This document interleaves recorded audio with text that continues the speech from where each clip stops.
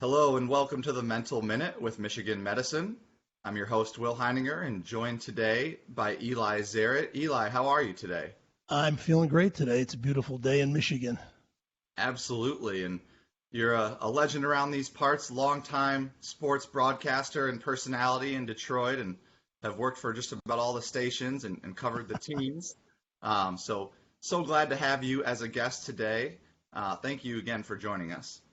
My pleasure. Any way I can help. I've suffered a tragedy in my life. I've tried to work through it for the last couple of years, I think reasonably successfully. And if anything I say can lend any type of solace or support or give an insight or a concept to anybody, that's what it's all about.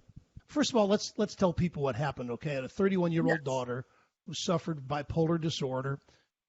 She had attempted a suicide after college, and that's when we realized that the problem was what it was. We knew that she had a lot of issues. We weren't able to really define what it was. So when she attempted suicide and failed, we realized that she had bipolar disorder and probably some other things. She heard voices. She had many, many demons. She lived another 10 years. And actually at times was doing quite well, but she had become socially isolated and just the devastation of the disease. And it is a disease, bipolar disorder. And it's so hard for somebody who's based his life on logical, rational thinking to understand what it was all about. And you can ask questions that are real questions, like what are you feeling, etc. But she was never able to really express it and internalize so much of it.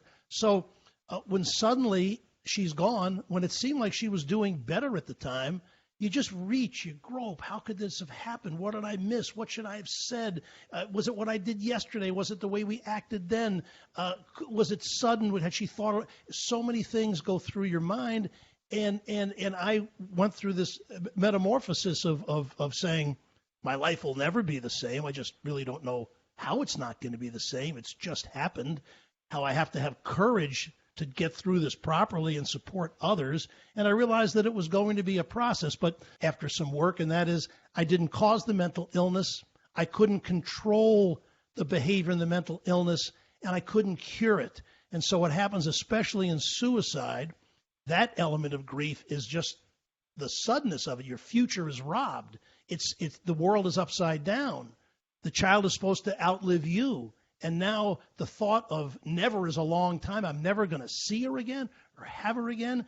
And one of the first things I did was look into what guilt comes from it and to forgive myself for any indiscretion I had. Because all you see at first are the things you could have done. You overlook all the good things you did, the support, how much she loved you, how much she told the therapist, my dad would do anything for me, but still you feel like you lose. And so I've worked through it ever since, and I've seen what the process is, and you have to forgive yourself. You have to try and get insight as to understand the disease, get as much information as you can, and look towards a positive future. And that's what I've been trying to do. Wow. Thank you for taking us through that and sharing your story with us. I know that there are many of us who need to hear it and need to hear your wisdom and your experience. I want to ask about, you talked about the beginning and the guilt and the what ifs and what did I do? And I want to ask about, survivor's guilt being obviously a commonality among those who've lost somebody to suicide. How does one go from, those initial questions and shock and survivor's guilt to a place where, okay, I'm ready to work on this now? And does that look different for different people? For the first month or so, it was almost like I had an out-of-body experience. I was watching myself live as opposed to living and watching others watch me, thinking, well, now I'm the guy who lost his daughter. Here I was, the sportscaster. Everybody knows me, or a lot of people do, at least in my era, know me. And now I'm not known as that so much as I'm the guy that lost my child. So I had to go through all that thought process to say that doesn't matter. And the other thing was that it's trying to figure out why she committed suicide and what my role was. It's like tackling shadows. I could say, oh, it must have been this. And my wife can say, no, it was really more that. And you can come up with 50 things and realize we'll never know. She made a choice, and I got to the point where I respected her choice because she had demons. She heard voices. Life was just too difficult. But I just decided I would learn what I can about it. I would not suffer from the stigma, and I had to find a rational, logical way not to avoid my grief, not to get too deep into it, and I asked questions all the way through. It took me about a month to go to a grief counselor. One of the things at first, and I'm sure families suffer from this when they lose someone to suicide, is, well, what if I've battled through the first few months and I'm having a good day, and I come home, my wife is in tears. Yeah. What am I supposed to do? What's my responsibility? Do I descend into that hole, that ugly, dark hole, or can I let her deal with this, and I'm going to move to the side, and I've been through it. I had a bad day yesterday. I'm okay today. And everybody grieves differently. Women grieve differently than men. The things that happen in grief, the various stages you go through, differ in terms of order and duration. And then I realized that although I'm going to help my family and those around me, my daughter is gone. Now it's really about me. My life is still here, and hers is gone, and I cannot retrieve it. So what I have to do is live the best life that I can, honor her, but also honor myself. Yeah, certainly. And you mentioned one of the major difficulties with mental illness in general, which is distorted thoughts, and especially believing distorted thoughts when we're mentally ill. And, it's not that only people who suffer from mental illness have distorted thoughts. Obviously, every human being does. Another way to say that is the brain isn't perfect, but when you are trying to care for somebody who is mentally ill, and as you mentioned, you come from a more rationalized mindset, rational mindset, one that has worked for you for many decades, and not as familiar with somebody whose brain, right, isn't functioning in the way that it's supposed to. I remember my mom telling me when I was deeply depressed and I could not believe that I would get better. She would say to me, it's okay that you think that, and you have to trust that somebody's brain that is working the right way, and she promised me you will get better. And I would tell her, I want to believe you, but I don't believe you. And, it just struck a chord with me when you said it's tough when you, the caretaker, the parent, the loved one, is thinking in a rational mind, and the person who is suffering sometimes is not seeing reality in the same way. Eli, one comment you made that I found quite profound was talking about trauma and your realization that, we all go through lots of mini traumas throughout our lives, and how sort of understanding that maybe allowed you to process and work through this bigger trauma. Can you speak just a little bit to what you meant by that? I think grief is a fact. I'm doing an audio series with my grief counselor called Grief is Love Lost. Because if you don't love anything, you don't grieve, it's lost. And the more you love something, the more that you are going to grieve. But I realized that who I was at that moment when I lost her, my sum of experiences and knowledge and whatever I've read and who I know, was going to have a major impact in how I deal with this. And I came to make all kinds of analogies. I even used the sports world. Think of the first time you lost a game and you dropped the pass. There was grief. Of course, it wasn't life-changing like this. Sure. Look at when I've been fired from I've had a great career. I've been fired 6 times. Right. So I dealt with that grief 6 times. So this puts it in a realm well beyond what anybody ever imagines. But yes, sports is about losing. You learn from loss. I don't want to have to learn from this loss, but ultimately, as awful as it is to say, from this loss of my dear beloved daughter, who I would give anything in the world to have again, I've learned more. I've become a better person. I'm more sensitive to other people's needs. I see how grief is a fact of life. Look what's going on now with COVID. People are in tremendous states of grief. And it's not that dissimilar because, they feel that their future's robbed. When I lost my daughter, my future with her was taken away. Never is a long, long time not to see someone you love again. And so people now, and if we get through this COVID, will have learned lessons the hard way. But as a football player, the days where you just feel crappy, you let your man beat you, and he tackled the quarterback, or you whatever, the running back ran past you, and you got to get past it.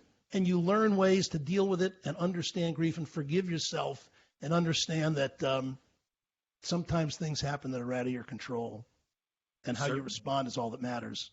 What would you suggest to somebody who, maybe it's fresh, maybe it's longer ago that they lost somebody to suicide? There's a balance in everything. Understanding your grief and dealing with it is a process. You have to find balance in it. Your business to grieve and understand and come to terms and get on with your life. You can't ignore it. You can't get too deep into it. So it's a whole reassessment of the way you live. And grief, it lasts a lifetime. It doesn't go away, but you can learn to manage it. And that's what we've learned to do, my wife and I. And we still have bad days, but our life has gone on. We've come to terms with it. And I think everybody has to make a concerted effort by reading, by having a grief counselor, one that you trust, and understand what grief is, how you're relating to it, and what you need to do to continue the process. Eli, thank you so much. I want to ask about one more thing that you brought up, which is, common, unfortunately, in couples who lose a child to suicide, which is marital strife or grieving at different rates. And it can sometimes cause stress, cause problems within the relationship. Can you just speak a little bit more to how you sort of gave each other permission to grieve in your own ways? As you said, if somebody is having more of a down day or a really sad day, and maybe you had that day yesterday or 2 days ago, and you're actually feeling upbeat today, how you encounter that, how you navigate that as a couple. Any words of wisdom? Doesn't it all come down to communication in a marriage? The first thing I realized was, I thought too, my wife's name is Patty. Should Patty have been easier on her? Or should we have been tougher on her? Should she have done this? Should she have? And I said, the woman has lost her child just as I have. She did the very best she could. I have to be dedicated to helping her and communicate and understand. And my grief counselor told me, I said to him, when she's in a deep hole, do I need to jump in there with her? And so we recognize that with each other. And so she will say, I'm having a really bad day, just let me be alone, which is fine. So you have to communicate and understand and decide, do I want this person has suffered a tremendous, it's really an injury. We both suffered a traumatic injury. And so all the small stuff that you sweat, all the BS, about taking out the garbage or whatever, that gets put aside. And my goal was that this woman, my wife, deserves a peaceful life, and I will do what I can, which helps me with my grief, to help her through hers. And so we become stronger from it. But I understand, I don't know what the stats are, but I think it's much more likely to destroy a marriage than to help one. But just like I said, depending on where you've been and what your ability is to deal with it, the same thing goes with the marriage. So is it a deep relationship, and you can put all the garbage aside and really dedicate yourself to helping that other person? And I think it comes down to that largely. Eli, that is profound, and you are profound. Thank you so much for being on here as a guest. I mean it in every way and in every sense. Now, where can we find Grief is Love Lost for those who are interested in your podcast? We are completing the website right now. We have done 40 small episodes with dozens of topics, like a category. They're gone. Now it's about you. Rebranding and reinvesting in your life. The categories of suicide. I think it's going to be very, very helpful. I'll let you know, and it should be within the next couple of weeks. And I've tried to, therapy and reading can be very long-winded. What we try to do is come up with almost bite-size, so you can go at your own pace and pick your own categories and see where you need help. But I'll let you know. Well, I think that's brilliant, and thank you for contributing to mental health content, which is something we certainly need more of. Thank you for helping me get involved in the U of M Depression Center, because I didn't know where to turn, where to go. I felt at this point I was able to help some people, and I thank you for giving me an entry. Absolutely, and the Prechter Bipolar Project as well for being something that you were able to get in touch with and potentially be more involved with. So, Eli, thank you so much for joining us. This has been the Mental Minute with Michigan Medicine. Thank you for watching.